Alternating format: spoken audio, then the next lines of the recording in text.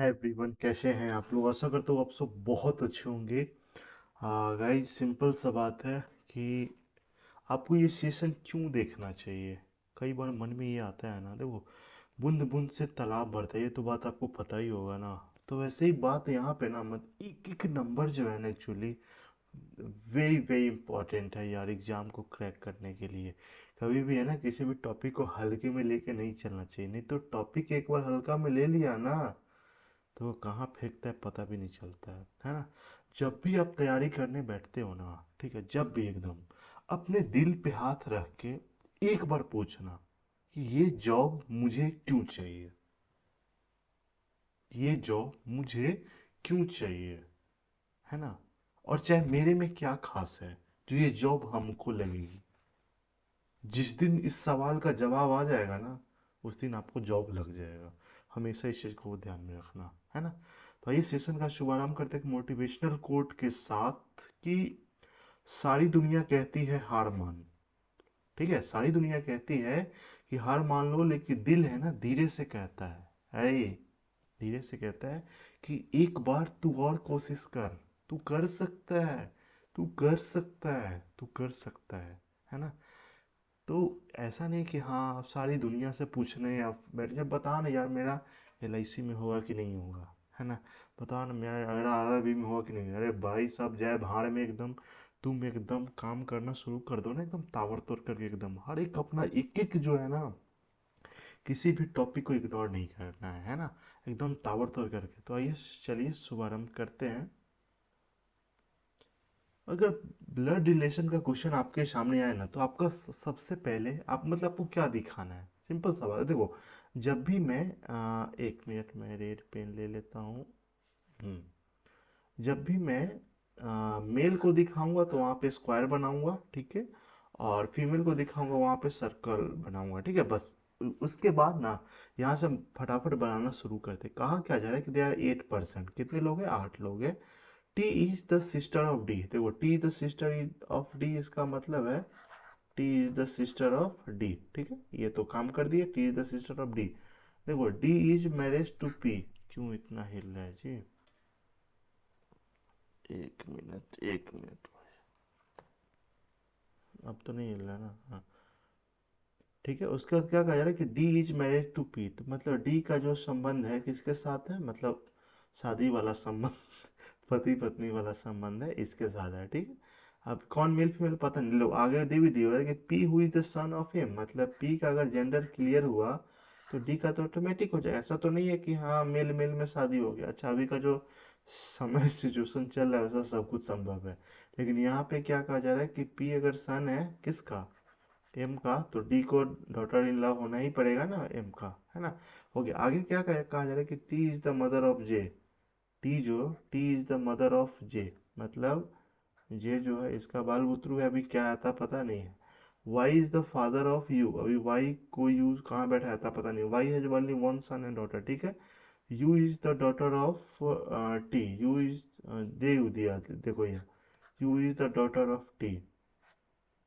यहाँ पे यू को बैठाते हैं, U is the daughter of T. अच्छा, एक बात बोला गया था, Y is the father of you, इसका मतलब है वाई का रिलेशन किसके साथ है, टी के साथ है ये, ठीक है। और एक बात और बोला गया था ना कि Y has one son and one daughter, Y के पास अगर एक डॉटर है तो जे क्या हो जाएगा, नालायक सन ही हो जाएगा। और आगे क्या बात बोला गया था, Q is the son of D, Q is the son of D, मतलब क्यू यहाँ पे हो जाएगा, Q is the son of D, ठीक है। M is a mail. 8 लोग हो गया, 1 2 3 4 5 6 7 8। क्वेश्चन आपसे कुछ भी पूछा जा सकता है इसके ऊपर बेस। तो यही तरीका था, कैसा लगा आप लोग इसको जरूर मतलब बताइए कमेंट करके कि हाँ ठीक ठाक लगा ना एकदम। बस यही तरीका, 3 मार्क्स का इसमें आता है, फिक्स एकदम, है ना। जब भी सिलॉक्स का क्वेश्चन आपके सामने आता है ना, तो आपका रवैया क्या रहना चाहिए और कैसे आप ना इसमें full out of full score कर सकते हैं, है ना। जैसे 5 अगर पूछता है ना, तो 5 में 5 आपका जो सिलॉक्स है सही हो जाएगा। इसीलिए मैं हर एक दिन अलग अलग टाइप का लेकर के आता हूँ। जैसे यहाँ पे क्या कहा जा रहा है, all cat is dog, all cat जो है ना, all cat is dog, only few dog is deer. देखो ये क्या, ये डॉग है, only few dog is deer, ठीक है। Some deer is goat. देखो, इसको बताने से पहले मैं एक बात बता दूं यहाँ पे, इसमें कहा क्या जा रहा है कि जैसे यहाँ पे ये जो लाइन है ना, a few dog is deer, इसका मतलब है कि अगर ये पॉसिबिलिटी में पूछता कंक्लूजन में सारा सारा डॉग डियर हो सकता है, तो एकदम नहीं हो सकता भाई, तब एकदम कंक्लूजन गलत हो जाएगा। अच्छा, सारा सारा डियर जो है वो डॉग हो सकता है, हाँ ये एकदम इसमें जा सकता है। तो बस ये चीज हमेशा आपको ध्यान में रखना है, ठीक है ना। All goat is dog, all goat is dog, ये इसमें देखो पॉसिबिलिटी में बोला तो कुछ चलता भी, ऐसे तो कहीं कुछ है ही नहीं कि ऑल गॉट इज डॉग, है ना। Some deer is cat, some deer is जो कैट, डियर का कैट से डायरेक्ट कोई रिलेशन है नहीं है, तो सीधा क्या हो जाएगा, सीधा हो जाएगा ये वाला आपका गलत हो जाएगा, है ना।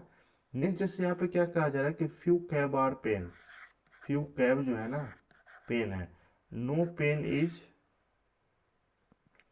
TV, only TV is radio. देखो यहाँ पे दिया हुआ है कि ओनली टीवी इज रेडियो, इसका मतलब क्या होता है कि सारा का सारा रेडियो है ना वो टीवी है, मतलब सारा का सारा रेडियो जो है टीवी है। और एक बात और बता दूं, रेडियो का रिलेशन किसी के साथ भी नहीं होगा, है ना। अगर ये मान लेते हैं अगर ये ठीक है, यहाँ पे पेन और टीवी के साथ तो रिलेशन नहीं है, ठीक है, तो इसका इसके साथ नहीं होगा। लेकिन अगर ये कैब के साथ भी अगर बोलता है कि सारा का सारा, वैसे ही आपको कंफ्यूजन पढ़ के बता रहा हूँ, इसमें नहीं कि सारा का सारा टीवी कैब हो सकता है, नहीं गलत हो जाएगा। सारा का सारा कैब जो है वो टीवी हो सकता है, तो भी गलत हो जाएगा, क्योंकि ये इसमें आएगा तो ये वाला पार्ट इसमें आ जाएगा। हाँ, अगर ये बोलता है few TV can be cab, तब ये सही हो जाता है फ्यू के केस में, लेकिन ऑल के केस में नहीं जाएगा, क्योंकि ऑल के केस में अगर सारा का सारा इसमें टीवी आएगा तब तो ये रेडियो भी आ जाएगा ना, तो ये चीज हमेशा ध्यान में रखना पड़ेगा, है ना। हाँ, some cab are not pen, some cab are not pen, देखो यहाँ पे क्या कहा जा रहा है, फ्यू कैब आर पेन, ठीक है। तो सम कैब आर नॉट पेन, तो ये बात एकदम पूरा सही है, क्योंकि फ्यू कैब ही जो है ना वो पेन है, ठीक है।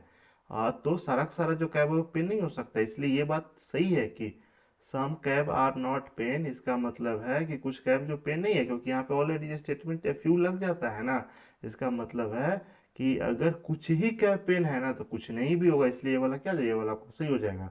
इच टीवी बिंग कैबी जो पॉसिबिलिटी, लो जो हम बोले थे ना, जो मेरे दिमाग में आया था ना, यहाँ पे पूछ दिया हुआ है। सही बता रहे हैं, ये चीज़ हम देखे भी नहीं है, लेकिन मेरे मन में ये चीज़ आया है ना, तो सोचे कि चलो बता देते हैं। लेकिन डायरेक्ट देखो इसी तरह क्वेश्चन पूछ भी दिया कि सारा सारा जो टीवी जो है क्या हो सकता है, नहीं हो सकता भाई, एकदम गलत हो जाएगा, कैसे हो सकता है, क्योंकि टीवी को जैसे ही ले जाएगा तो रेडियो उसमें घुस जाएगा, और जैसे ये वाला वनली वाला जो केस रहता है ना, इस केस में रेडियो का रिलेशन किसी के साथ भी नहीं होगा, तो ये चीज हमेशा आपको ध्यान में रखना है, ओके। देखो इनइक्वलिटी का क्वेश्चन जब भी आए ना, तो आपका मतलब आपको करना क्या होता है, देखो इसमें ना कंक्लूजन हमेशा ध्यान में रखना। जहाँ ही 36 का आंकड़ा हो गलत हो जाता है, जहाँ ही अगर इस तरह का हो, एक ईर घाट वाला ब्रेकअप वाला जो साइन सिंबल रहता है ना, ब्रेकअप वाला हो गया, मतलब एक ईर घाट जा रहा है दूसरा बीर घाट जा रहा है, तो भी गलत हो जाएगा। इसमें सिंपल सा बात कहता है कि हम साथ साथ है, साथ साथ चल रहे हैं तो सब सही है, नहीं तो सब गड़बड़ है। चलिए देखिए यहाँ पे क्या कहा जा रहा है, एम पी से बड़ा बराबर है। देखो इस वाले केस में क्या कहा जाता है कि एम को बड़ा है, बराबर कहाँ गया, एम कहाँ है। अच्छा एक बात बताओ, जैसे ही ना आप क्यों कैसे 5 सेकंड में इसका जवाब दे सकते हैं, जैसे एम पी से बड़ा बराबर है ना, तो आपको एम देख लीजिए, एम सिर्फ बड़ा दिख रहा है तो पहले ही गलत हो जाएगा। यहाँ पे बड़ा बराबर दिखता तो हम आगे बात ले भी चल सकते थे, है कि नहीं। एक्स एल से बड़ा है, एक्स कहाँ पे, एक्स यहाँ पे, ठीक है। देखो एक्स आई से बड़ा है, आई जो है एल से बड़ा बराबर, इसका मतलब ये वाला आपका सही हो जाएगा। मतलब लॉजिक ही एकदम पूरा, कहीं कुछ है ही नहीं एकदम, है ना। और जैसे यहाँ पे क्या कहा जा रहा है कि वाई जेड से बड़ा है ना, तो इसका मतलब जेड को हमेशा छोटा दिखना पड़ेगा, वाई को बड़ा दिखना पड़ेगा, है ना। चलो ठीक है, तो यहाँ पे जेड छोटा ऐसे भी आप छांट सकते हैं, जेड छोटा दिख रहा है ना, तो चलो हम चेक कर लेते हैं, ठीक है। तो वाई जो है एम से बड़ा बराबर है, ठीक है। एम जो है यू से बड़ा बराबर है, यू जो जेड से बड़ा है, इसका मतलब ये वाला सही हो जाएगा, है ना। आपको ये नहीं कि आपको लिखना है, ऐसे नहीं करना है, एकदम सीधा यहाँ से देखो, वाई एम से बड़ा बराबर है, ठीक है। एम जो है यू से बड़ा बराबर है, ठीक है। और यू जो है जेड से, एक सिंबल आ जाएगा ना, इसका मतलब है ये इससे बड़ा है। देखो मान लो अगर ऐसे सिंबल आ जाए ना, ठीक है, और यहाँ पे ए है, यहाँ पे सी है, ठीक है, यहाँ पे कुछ कुछ और हो सकता है, बोले सी ए से बड़ा है, तो एकदम सही है ना। तो वही बात यहाँ पे कहा जा रहा है, एस क्यू से बड़ा है, कहा एस यहाँ पे है, ठीक है। देखो इस क्यू से बड़ा तभी हो सकता है ना जब क्यू को छोटा दिखना पड़ेगा, लेकिन क्यू तो यहाँ पे ऑलरेडी मुंह फुला के बैठा है, नहीं हम तो बड़े हैं, हम छोटे कैसे हो सकते थे, ये दूसरा गलत हो जाएगा। तो यही बात होता है ना। देखो मस्त पजल लेकर लेकर के आए हैं क्विज में, बस यही रहता है कि हर एक टॉपिक को टच करते करते एकदम लाते हैं ताकि आपका मतलब स्कोर बढ़ जाए, है ना। जैसे यहाँ पे क्या कहा जा रहा है कि जनवरी मार्च अप्रैल मई जून, जून नहीं है, जुलाई सितंबर अक्टूबर दिसंबर है, ठीक है।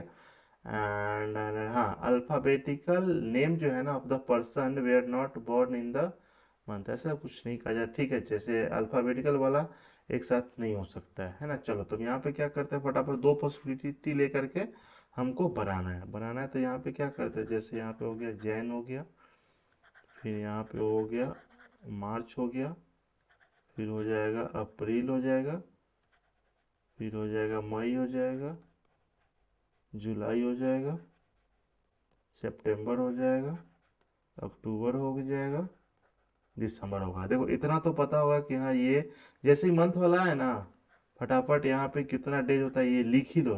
मार्च अप्रैल, अप्रैल हो गया, मई हो गया, जून नहीं जुलाई 31 का होता है, जुलाई अगस्त सितंबर 31 का होता है, ये भी 31 का होता है, ये भी 31 का होता है।